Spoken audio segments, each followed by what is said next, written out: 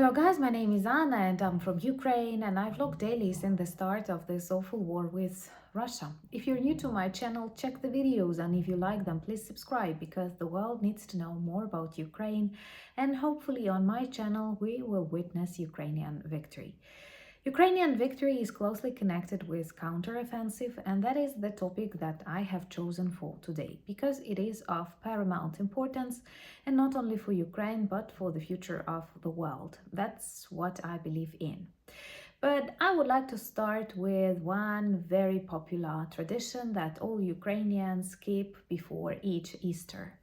And you know that Orthodox Ukrainians are going to celebrate Easter this Sunday, and we are cleaning everything, literally. People get so tired during this week of preparation before Easter because they try to clean the places that were not cleaned during the year. I don't know, turning around your refrigerators, watering the floors, painting, so on. When I was a child, my very first association with Easter was not Easter bread, Easter eggs, or something like that, but the smell of a detergent that you use to clean the windows, because windows must be super clean.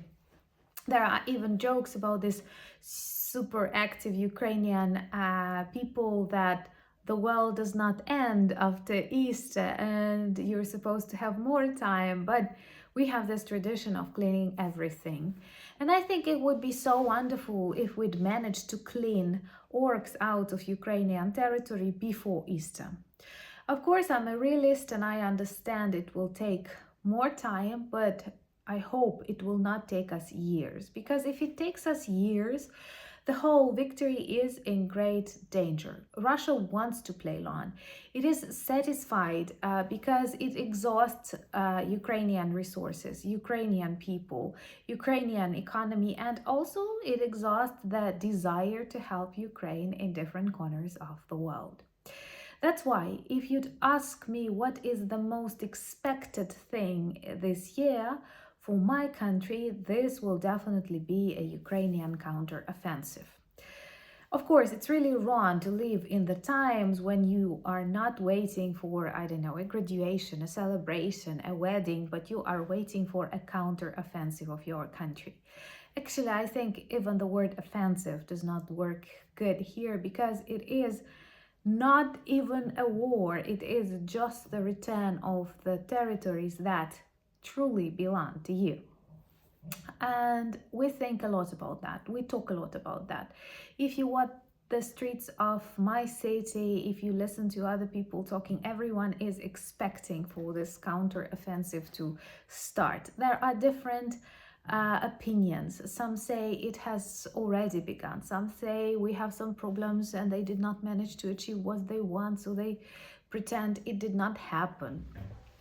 Others say, no, we are collecting the necessary weapons and when we hit them hard.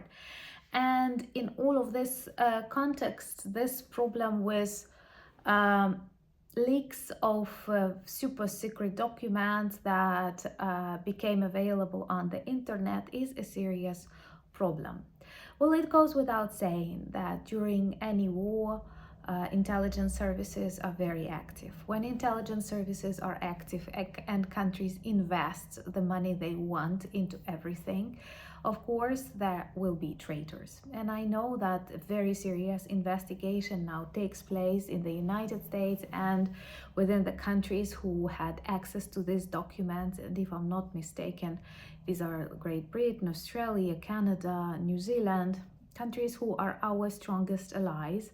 And it goes without saying that to be able to support us, to be able to predict important actions during this war, they have to know a lot, but they also have to share it with other people involved in defense, involved in politics, with various perhaps senators, politicians. And you can never predict, like when dozens and hundreds of people know the information, you can never predict on what level leaks are possible. So I totally understand this could happen, but I have to confess this is really bad that it happened. Why? Well, first of all, because the information is not 100% positive, and many doubt that Ukraine is going to be successful in this counteroffensive. I mean, like truly successful, because some minor territory victories are not the thing we need. We need to take back all the territories, including Crimea. Crimea is very important and very symbolic, because all of our problems started with the annexation of Crimea and a very tolerant reaction of the world towards this crime, towards this first Russian crime against Ukraine in the years of independence, because there were lots of Russian crimes towards Ukraine, towards other countries. That's typical Russian behavior. And this results, the analysis that they share, American intelligence services, perhaps other intelligence services, they claim that we don't have enough resources, we don't have enough weapons, and that's why we may not be really strong. And here I honestly have this question. So why don't we have enough weapons? Why does it take so long? Don't get irritated when Ukrainians continue asking for weapons and continue asking for weapons faster. When war is happening, war is very dynamic and every day matters. And the more Russia has time, the more it adjusts to this situation, the more Ukrainian people die. And if you make these positive decisions to support Ukraine, then why not do it not for yesterday, but just for tomorrow? Because all of these supplies are needed and they come in small portions, and they are not able to push this Russian orcs out that quickly. So honestly, I don't see Ukrainian fault in the fact that we are not well supplied. And once again, this is not a war against Ukraine. This is a war against civilized world, against freedom, democracy, against West, if you wish to repeat Russian rhetorics to some extent. So if they win here, they will continue fighting. It is not the end. So even if we decide to sacrifice Ukraine, we do not achieve anything. We only make the hunger of a bloody dictator stronger. So this is not about donating and like giving presents to Ukraine. It's about investment in the future peace of Europe and the world. So the fact that like the documents state that we are not fully equipped, like come on, why? And another negative thing of these leaks, from my personal perspective, is that they demonstrate the effectiveness of Russian intelligence services. And to some extent, they prove they have connections, they are able to bribe people, they are able to get information that they need and to use it to their benefit. What is also important, after some of these documents leaked in the internet, they are able to manipulate. They can add some more information which may be fake, but it will be useful for Russian internal propaganda. It will be useful for some negative attitudes inside Ukraine, making people feeling more vulnerable, more worried about this counteroffensive, because for us it is not just a reportage, it is our life, it is the life of our friends, relatives, it is lives of hundreds and thousands of Ukrainians, and to some extent this is the future of our country, because we pretty well understand, and I'm sure you understand that too, that the results of this counteroffensive will influence the outcome of this war extremely, extremely. And the fact that Russians know that we lack tanks, we lack jets, is bad. The fact that we lack tanks and jets is bad. The lack that Russians are able to get this information and share it all over the world is also bad. So it makes this counteroffensive, and some plans of that counteroffensive became known. This is also bad.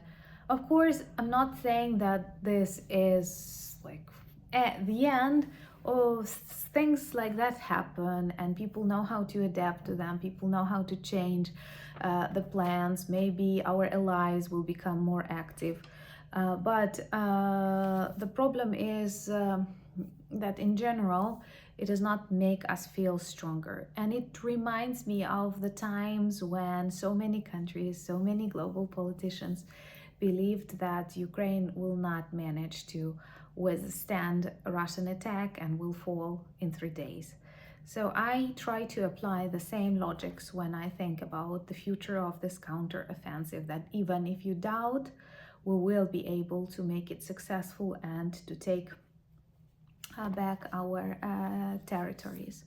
So I am asking you to be active, and maybe to be more active than it was for the last half a year, because it's vital for us to succeed in this counter-offensive and to end this war. If this war continues for years, we will definitely reach a moment when everyone is tired. Ukraine is made to negotiate. Ukraine will not want to negotiate, but will lose some of the supports maybe, and it will be more difficult for us. Russia will continue growing its military economy sector, and the whole world is in danger, because once again, starting this full-scale war in Ukraine, Putin started full-scale war against the world, against democracy, against freedom, against choice, against diversity, against different opinions, and he will not stop in Ukraine if he is not stopped in Ukraine. That's why it is so important. But I know you understand it really good, so I'm asking you to share it with those who doubt. Please share these videos. Maybe more people will understand our point of view and the importance of your support during the preparation to this counter-offensive. Thank you for buying me coffees and becoming my patrons, and thus supporting more educational, inspirational, informational projects. I'm really honored to have you as my friends and as my supporters. Slava Ukraini!